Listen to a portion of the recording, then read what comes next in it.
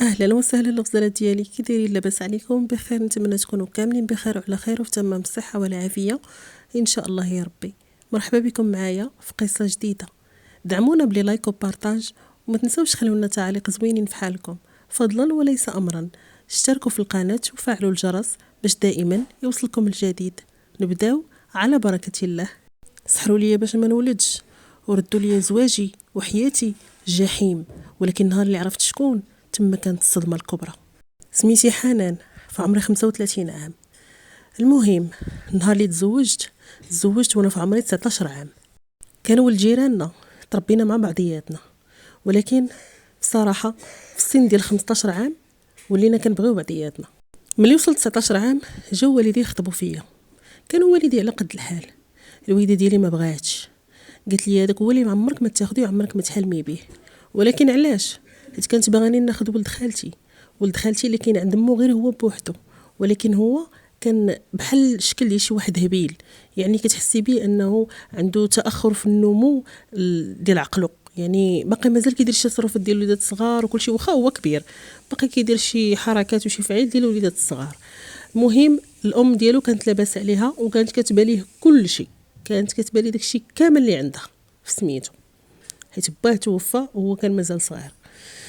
المهم كانت الام ديالي باغاني نتزوج بهذاك ولد خالتي، وانا هذاك هو اللي ما بغيتش. قلت لها انا بغيت فلان هو اللي غادي نتزوج به. بقات كتحاول معايا ما خلات ما دارت معايا، لدرجه ان قطعت الهضره ديالي مده ديال شهرين، ما كتهضرش معايا وما كتاكلش معايا كاع، شي في التبصيل ما كتاكلش معايا. انا كناكل بوحدي وهي كتعزل الماكل حتى هي وبابا وخوتي. المهم سمحوا لي مع صوتي شويه عيان، قبلوا عليا وصافي. نرجعوا للقصه ديالنا. المهم ما دارت معايا، حرمتني من بزاف ديال الحوايج، ما دارت ليا. كانت معيشاني ديك الفتره جحيم، والناس اللي جاو خطبوني ما يأسوش، عاودوا رجعوا لعندها. ملي رجعوا دخلوا شي جيران وشي صحابات الوالده وداكشي، قالوا لها بغات الولد وبغاها خليها تزوج به، غتولي هاربه هي وياه وديري هي وياه شي مشكل ولا هذا، صافي خليها تزوج به، ما تعرفي الخير فين كاين. قالت لي من لا، انا بغيت لها الخير وبغيت تاخذ ولد خالتها بالعكس الناس كيستروا على بعضياتهم، وانا بغيت ولد خالتها ما يضيعش وكذا وهذه. ولكن الام ديالي كانت طماعه وكانت كتفكر غير في راسها، وانا داكشي كامل ديال ولد خالتي انا اللي غادي ناخذه، ويعني حيت هو اصلا داير بحال الشكل ديال الهبيل غنقدر نسيطر عليه باي طريقه، لا انا وياها. المهم هادشي اللي كانت كتفكر فيه، وانا كنعرف امي مزيان. ولكن ما صدقش ليها داكشي اللي بغات، حيت انا كنت حالفه انني ما غاديش ناخذ شي واحد اخر الا ما خديتش هذاك الولد اللي كنبغي. شافت امي تعيات، قالت لي ما بغيتي تزوجي به سيري الله يسهل عليك. ولكن قالت لي ما تحلمي لا بعرس ولا بدهاز ولا بتا شي حاجه، انا ما غندير لك حتى شي حاجه وما شغليش بتا شي حاجه. بغيتي تخرجي تقداي خرجي تقداي راسك، اي حاجه بغيتي ديرها لراسك. كانت عندي واحد العدوسه ظريفه بزاف، وعرفات امي كيفاش كتعامل معايا وشافت المعامله ديالها وحسيت بها انها ما باغاش داك الزواج. ولكن عدوزتي مسكينه هي اللي كانت كتخرج معايا وكتقدم معايا وداكشي كامل اللي بغيتو حضراتو معايا. ودات لي واحد النهير اللي غير صغير بين العائله وداكشي، جمعوا فيه العائله والعائله ديالنا في الدار ديال عدو السينيت. المهم داروا غديوه تغداو والناس تجمعوا مع بعضياتهم، صافي حتى العشيه مشى كلشي في حالاتهم. بقيت انا في الدار مع عدوزتي وراجلي. في النهار ديال الصباح جاو عماتي، جاو خالاتي، جاو شي عيالات من العائله. الوالده ما جاتش، وبحكم ان داك النهار ديال الصباح الوالده هي الاولى كتسبق. حنا من العادات ديالنا ان الام ديالك هي الاولى كتسبق، تتشوف الصباح ديالك وتتبارك لك بحال الزروره، تحط لك بحال الزروره. ما جاتش، ما دارتش هادشي. حتى جاو جايبين لي الفطور وداكشي وهي ما جاتش معاهم. قالت لي عمتي راه ما سالاتش وكذا وهذه. قلت لها صافي ماشي مشكل، خليها على خاطرها. ولكن حسيت بالنقص، بيني وبينكم حسيت بالنقص. وقالت لعمتي قولي لها تعطيك زلافه ديال الحنه اللي ديجا قلت لها تخبيها، اللي ديجا كنت كنوصيها شحال هذه، كنت زوجت شي زواجه ديال بصح اللي كنت كنقول لها تخبيها، قولي لها تعطيها لك، راه وصيتها باش تخبيها. وفعلا انا ديك الزلافه ديال الحنه اللي حناو ليا بها في الدار ديال عدوسي خبيتها. وملي جات عمتي فاش قالتها لي قلت لها واخا هاكي ها هي. قالت لي راه الزلافه راه غتبقى عند امك. قلت لها صافي واخا هاكي ها هي ديها لها. فعلا داتها لها. ايوا صافي بقيت على داك الحال. مره كنمشي للدار عندنا ما كتسوقنيش، ما كتديهاش فيا، كنعيط لها في التليفون ما كتجاوبنيش، بعض المرات تجاوبني، بعض المرات ما تجاوبنيش. صافي بقيت على داك الحال. انا كندير اللي عليا. المهم انا كنمشي كنطلع عليها لوجه الله كنطلع لخوتي وكنشوف الوالد ديالي صافي كنرجع في حالاتي.